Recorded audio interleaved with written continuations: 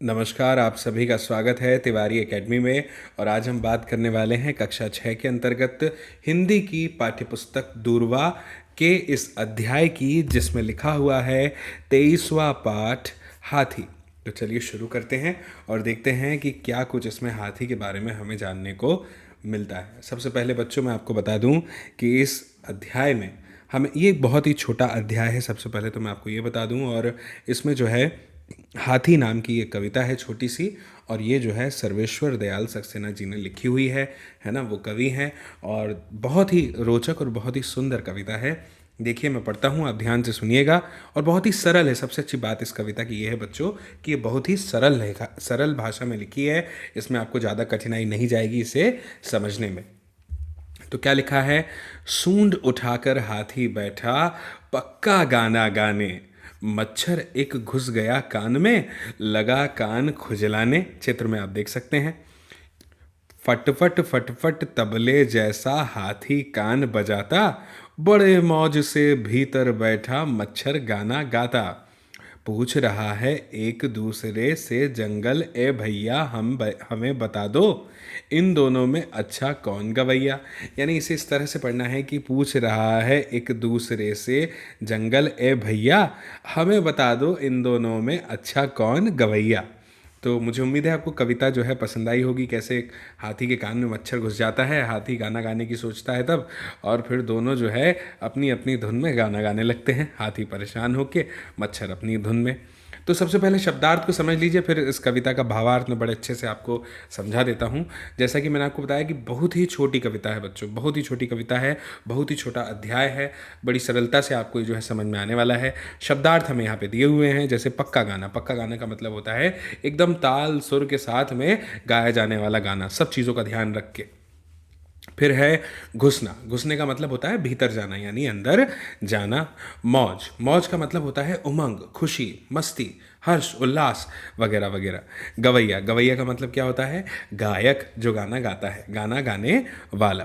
तो अब इस कविता का भावार्थ देखो कैसे दिया हुआ है, ध्यान से समझिएगा।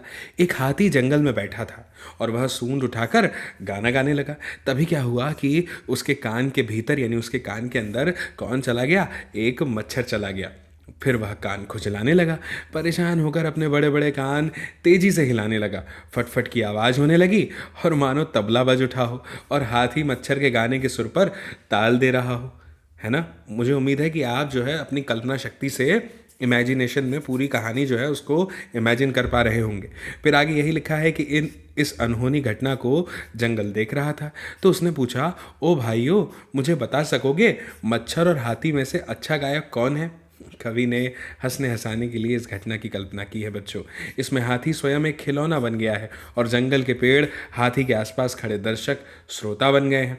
इस कविता में एक बाल सुलभ कौतुक है। कवि ने जानवर और जंगल से मनुष्य के संसार को जोड़कर शब्द का सजीव खिलौना जो है वो तैयार किया है। मुझे उम्मीद है कि आपको बहुत अच्छे से जो है ये कविता समझ में आ गई होगी, इसका भावार्थ समझ में आ गया होगा।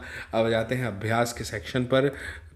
प्रश्न क्रमांक 1 है, लिखा है कविता की अधूरी पंक्तियां पूरी करो। भाई बड़ी सरलता से पूरी हो जाएगी। लिखा है सूंड उठाकर हाथी बैठा, इसके बाद क्या लिखेंगे? पक्का गाना गाने। बिल्कुल आपको यही लिखना है, सूंड उठाकर हाथी बैठा, पक्का गाना गाने। फिर आगे है बड़े मौज से भीतर बैठा, मच्छर गाना गाता। अब मच्छर चला जाता है, आपको तो पता है। तो कविता जो है इस तरह से आपको पंक्तियाँ पूरी करनी है। फिर लिखा है हमें बता दो इन दोनों में अच्छा कौन गवैया, यहाँ पर ये पंक्ति आएगी। फिर आगे है कविता के आधार पर बताओ। कविता के आधार पर बताना है बच्चों। क्या बताना है? हाथी सूंड उठाकर किस लिए बैठा था? तो आप क्या लिखेंगे जवाब में कि हाथी सूंड उठाकर गाना गाने के लिए बैठा। ठीक है। फिर लिखा है बताइए हाथी के कान क्यों बज उठे? तो क्यों बज उठे? कान में मच्छर के घुस जाने के कारण हाथी के कान बज उठे। फिर इसके बाद में अगला प्रश्न है मच्छर कहाँ बैठकर गाना गा रहा था? बताइए। तो आपको सरल शब्दों में जवाब देना है कि मच्छर हाथी के कान में बैठकर गाना गा रहा था, है ना बहुत ही सरल सभी प्रश्नों के जवाब। अब आगे है नीचे लिखे प्रश्नों के उत्तर दो, अभी देते हैं। क नंबर पर लिखा है हाथी गाना गाने के बदले तबला क्यों बजाने लगा? तो सुनिएगा, अपने कान के अंदर बैठे मच्छर को निकालने के लिए हाथी जोर जोर से कान हिलाने लगा या हाथी तबला बजाने लगा। फिर ख नंबर पर प्रश्न दिया है बच्चों कि वाक्य के खाली स्थान को अपनी कल्पना से भरो। भाई वाह, बड़ी अच्छी बात है, अपनी कल्पना से भरना है तो बहुत ही सरल है। लिखा है जंगल के पेड़ों के बीच बैठकर कान हिलाता हाथी खालिस्तान जैसा दिखता था।